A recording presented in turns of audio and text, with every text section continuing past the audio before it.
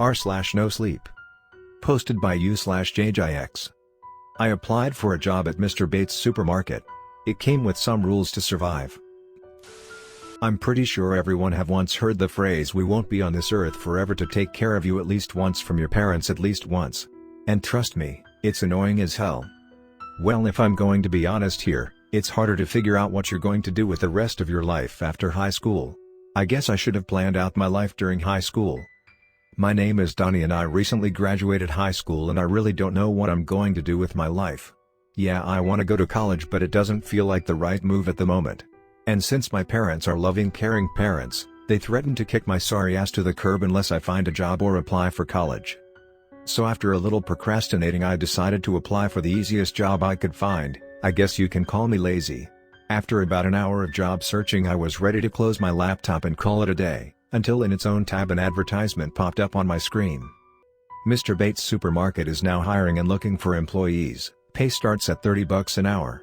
Come on down and try your luck and win an interview. I looked and reread the advertisement before taking the address down. $30 an hour? Sounds a little too good to be true, but who am I to turn down $30 an hour? Easy money. With taking the address down, I decided to head down to the supermarket today and try to get an early interview.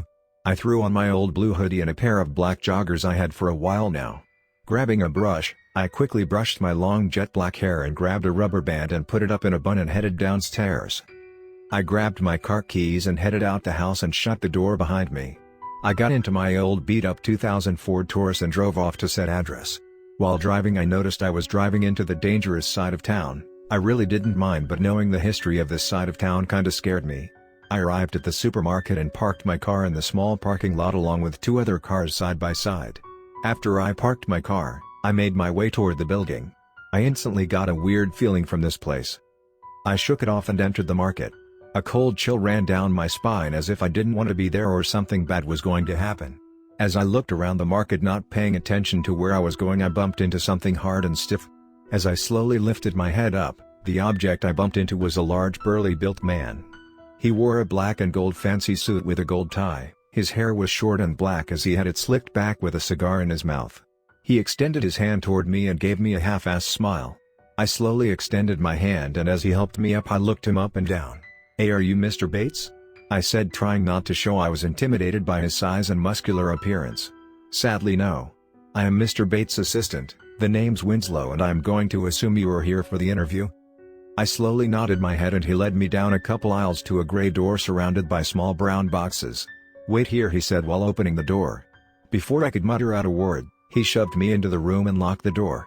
Slowly picking myself up, I looked around and saw that I wasn't the only person locked in the room. I would like to say around 10 to 15 people were in the room together, frantically trying to find a way out. Looking for answers, I approached a woman in her mid-20s with blonde hair and sunglasses covering her eyes. "Excuse me, where are we?" I asked while gently tapping her shoulder. She turned around and gave me a weird glance and took her sunglasses off. "I don't know, all I know is I was looking for a job and I found out about this place, and the next thing was I got pushed into here with others." As she spoke, the intercom turned on and a joyful voice came from the other side. "Welcome future employees, I am glad to introduce myself as Mr. Bates and I humbly welcome all to my fine establishment. However, this isn't some boring interview where you fill in applications and talk. Listen to the rules and listen carefully. Rule 1. Beware of the seeker. Throughout the night he will hunt and track you down and try to kill you, so it's best to travel alone to not catch his attention. Rule 2. Try to avoid using the restrooms at all costs. If you can't hold your bladder, avoid using the middle stall and the middle urinal. It's best if you not know for your sanity.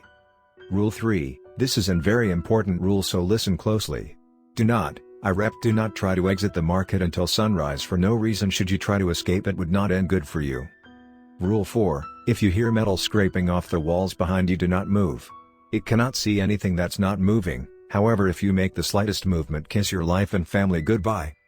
Rule 5. If you are feeling hungry, feel free to come down to the deli, but be warned, do not ask or do not insult the food served to you. The deli workers are always looking for fresh meat to cook. Rule 6. If you hear commotion from the toy aisles, immediately come to the center and pray that they don't come loose and roam the nearby aisles. Rule 7. Directly at 11:30. A new entity will be hunting you down for 19 minutes straight. The janitor closets will open, but be warned, only a couple of you can fit and they can smell your fear. Rule 8, you will hear massive footsteps around the shoe aisle. Do not under no circumstances head over there. Big Baby hates being disturbed and will do everything in its power to kill you. Rule 9, directly at 12:50. Do not hide in any aisle, because the hoppers will appear and they do not take kindly to any non-hoppers in their space. Rule 10, at 1:02 a.m. all of the other entities will vanish and my trusty assistant Winslow will be hunting you until 6 a.m. However, Winslow won't be the same as he is in the day. He will smell, track and kill until either he finds you all or time runs out, and let's say you don't want him finding you because his appearance isn't the prettiest. With the rules being said, I really hope you all were listening, and whoever lives to 6 a.m. gets the job and will be met with new rules. But until then, have fun. As the intercom turned off, we all stood in silence until the gray door popped open and slightly opened itself. Everyone in the room stood silent while some cried silently. My heart started to beat frantically as I realized our lives were at stake to win a damn interview. As I realized to myself, that's what the advertisement really meant. Come down and try your luck and win an interview. Was this his sick, twisted way of picking out the strongest amongst us all? As I tried calming myself down, a deep, twisted voice whispered into my ear, causing deep chills to run down my spine. Get to moving, boy, or he'll getcha. Getting scared and paranoid, I followed behind some other of the participants in hopes to get into a small little group so I wouldn't be alone in this hellhole. I am slowly building up any courage I have left to type what could be my last entry in my phone. I am going to try to survive until 6 a.m. If I don't survive, just know, don't come to Mr. Bates' supermarket.